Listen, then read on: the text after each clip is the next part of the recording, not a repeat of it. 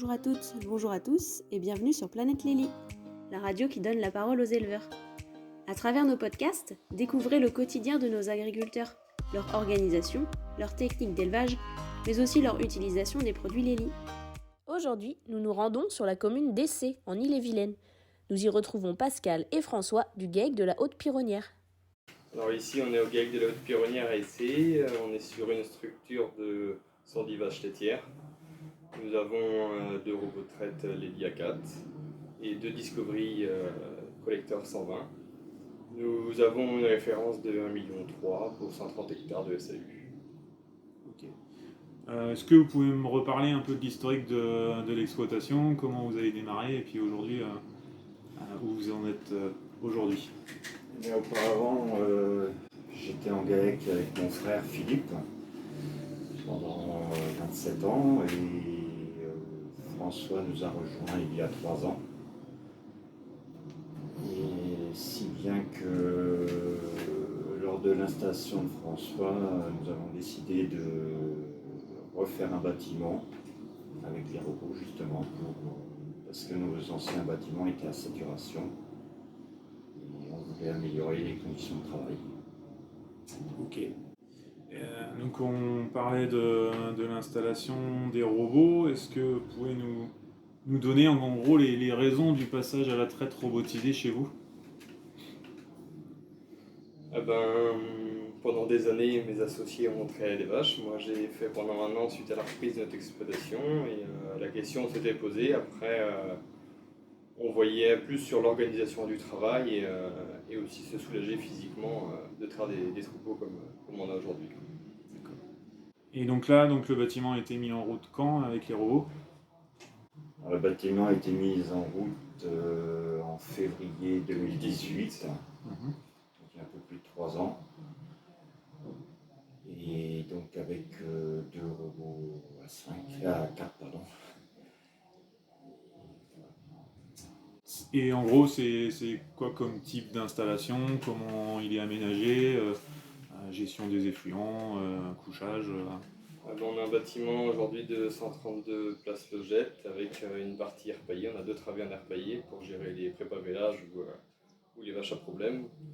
On a une 12 logettes en séparation pour faire le tri, l'apprentissage des vélages des primipares ou des vaches qui arrivent en fin de lactation, tarissement, qui passent un peu moins bien au robot.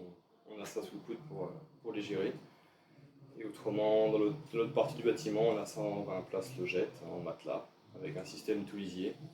Donc les aspirateurs collecteurs qui font le boulot pour ramasser le lisier et qui envoient ça dans un regard et ça envoie ça dans la fosse.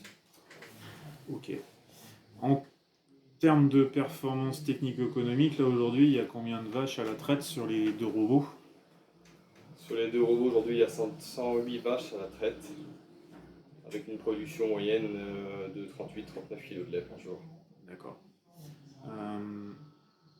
En gros, vos objectifs sur le troupeau, globalement, c'est qu'est-ce que vous recherchez? En premier lieu, on veut des vaches en bonne santé, qui vont bien. D'accord. Si elles vont bien, elles marchent bien, elles vont au robot, elles font du lait. Et donc, c'est le boulot qui se fait tout seul, quoi. Si les vaches se déplacent bien et viennent au robot, elles font du lait, ça nous dégage nous du temps pour faire autre chose. Ok. Justement, tu parlais de santé aujourd'hui, au niveau de l'alimentation, comment vous fonctionnez et sur quel point vous êtes vigilant justement pour que ça aille bien et comme tu disais, que les vaches viennent bien au robot et qu'il n'y ait pas de soucis particuliers. Moi, c'est surtout au niveau alimentation, c'est tout ce qu'il y a de plus simple. Ici, donc c'est maïs en silage et luzerne en rubanage. Chaque produit est analysé à la récolte. De ce fait, on sait ce que l'on donne aux bêtes. Voilà. Donc la ration aujourd'hui c'est en silage de maïs principalement, en silage de luzerne enrubanné. Voilà. Et en correcteur à l'auge, vous êtes à Tourteau de soja, 2 kg. 2 kg de tourteau de soja. Et au niveau du plan de complémentation sur le robot, comment vous travaillez? Avec un aliment, 2 aliments? 2 aliments solides. On a une vache laitière, une 2,5 litres, qui est plus un aliment énergétique qu'un aliment équilibré, et du tourteau de soja autrement en complément. Donc au minimum, elles sont à quel niveau en soja et en plafond En soja, au minimum, elles sont à 0,5 et au maximum, elles montent à 2,2 kg. D'accord. Et en vache laitière, elles sont au minimum à 0 et au maximum, elles montent à 4,5 kg. Ok. Donc on parlait des fourrages et si j'ai bien compris, vous cherchez justement des bons fourrages de qualité. Comment vous procédez justement pour avoir des bons fourrages de qualité et sur quel point vous êtes vigilant justement pour maîtriser tout ça? Moi, je pense que c'est surtout au niveau du stade de la récolte qui est importante. Après, au niveau qualité, on essaye lors de l'implantation des semis, on essaye de choisir des variétés qui sont digestives. Voilà. Et surtout le stade de récolte qui est primordial. Ouais, il faut essayer de rien laisser au hasard, quoi. Essayer de maîtriser au maximum de bout en bout. Donc, pour vous, les performances au robot, elles sont plutôt globales, quoi. Vous êtes entre guillemets rigoureux sur tout un tas de détails. Avant de commencer, on parlait un peu de génétique. Et, justement, on sait bien que la sélection est importante. C'est justement sur la sélection de vos vaches pour un robot de traite. Sur quel point vous êtes vigilant, justement? Il n'y a pas forcément un point en particulier où on est vigilant, c'est l'ensemble, on va dire. Ici, tous les animaux sont génotypés, donc on connaît les qualités et les défauts de tous les animaux et on essaye justement d'ajuster au mieux le père qui va corriger les défauts pour essayer d'avoir la vache parfaite, quoi. Après, elle n'existe pas, mais on essaye de tendre vers là et on ne sélectionne pas quelques animaux, on travaille sur tous les animaux, quoi. On laisse rien au hasard là aussi, quoi. Faut essayer de... Donc vous sélectionnez pas plus sur la qualité du lait, pas plus sur les pâtes, pas plus sur la repro. On va dire que quand vous voyez un défaut issu des résultats de génotypage, vous allez adapter le choix du taureau derrière pour que faire progresser l'ensemble du troupeau. C'est vraiment l'individu, quoi. C'est à l'individu. De toute façon, on ne fait pas de planning d'accouplement longtemps à l'avance. On accouple vraiment la vache quand elle est en chaleur, avec l'aide d'un logiciel informatique et on accouple au cas par cas. D'accord. Pour vous, voilà, vous avez 3 ans de recul en traite robotisée. On a dit que vous aviez commencé en juin. Si vous aviez quelques petits conseils à donner à des éleveurs qui sont en réflexion, c'est quoi les principaux points d'attention en traite robotisée et puis pour atteindre aussi ce niveau de performance, sur quel point vous direz qu'il faut être vraiment vigilant? Je pense que le confort des animaux est primordial. Je pense que la circulation des animaux dans le bâtiment compte aussi beaucoup. Il faut que les animaux se sentent bien dans le bâtiment pour qu'il y ait une bonne fréquentation au robot. Aujourd'hui, justement, en termes de fréquentation au robot et de volume sur la stalle, vous êtes avec les 108 vaches traites, vous êtes à quel résultat? Aujourd'hui, on tend à produire 1,3 million avec les 2 stalles. Et on a une fréquentation de 2,8, 2,9 passages par jour par vache et un refus moyen de 2. Donc on va dire chaque vache passe quasiment 5 à 6 fois dans le robot par jour.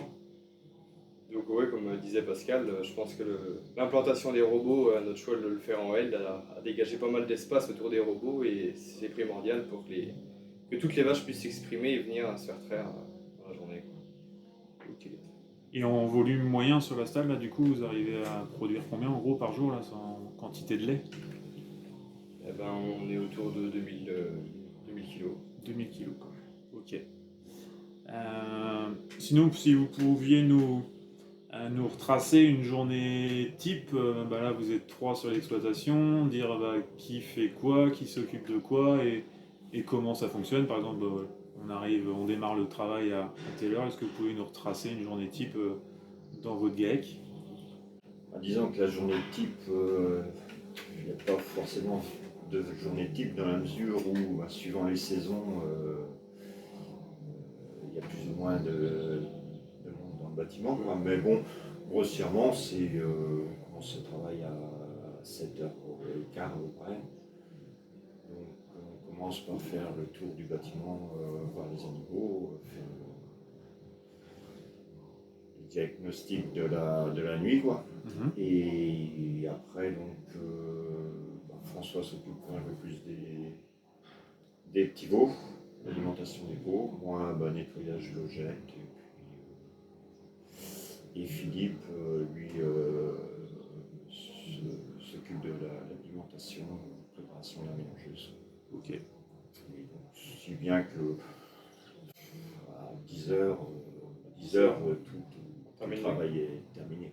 On termine par laver les robots Karcher au moment de la distribution des fourrages. Donc en gros, à 3 personnes, 3 heures pour faire l'ensemble du travail, surveillance des animaux, soins, alimentation, vaches et génisses, et puis un tour, et puis on finissait par le nettoyage des robots, et c'est le travail d'astreinte au moins du matin, quoi. Ouais, 3 petites heures. Ouais. Et le soir, c'est combien de temps en moyenne? Le soir, c'est 1h, 1h30. 1h30, d'accord. Après, on a fait le choix dans le GAEC que tous les associés peuvent tout faire. Personne n'y est remplaçable. Et ce qui fait que le week-end, on peut gérer à une personne la charge de boulot sans être débordé, quoi. Même la semaine, lors des travaux dans les champs, on peut être 2 dans les champs et 1 au bâtiment.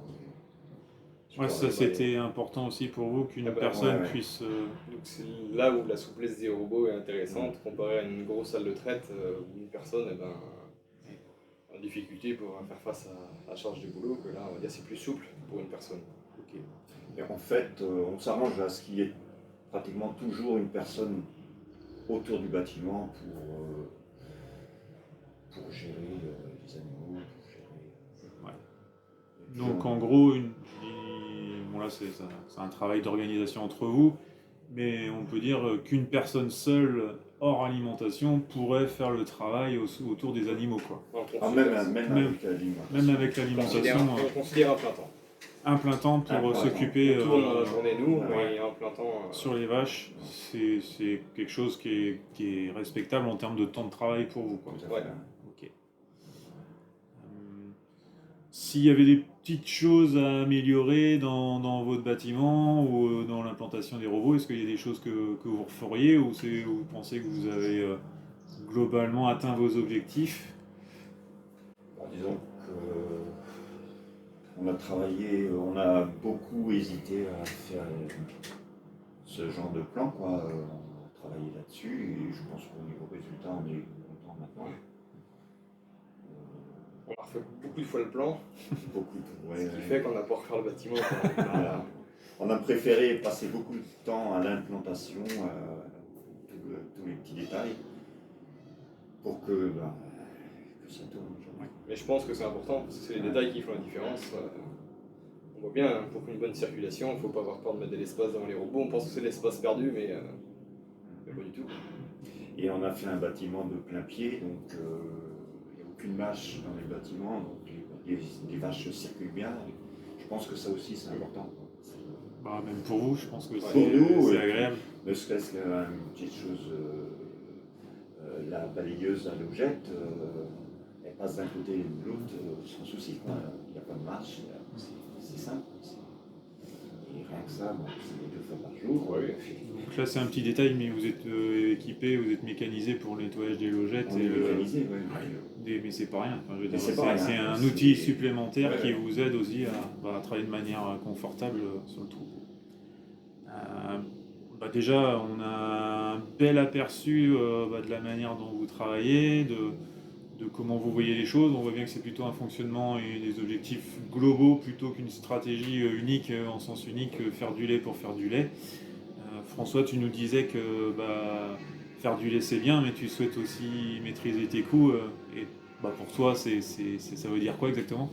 On va dire qu'il n'y a pas. C'est pas la moyenne lait qui fait qu'on puisse vivre tous les 3 aussi, quoi. Donc il y a un moment de temps, il faut parler argent.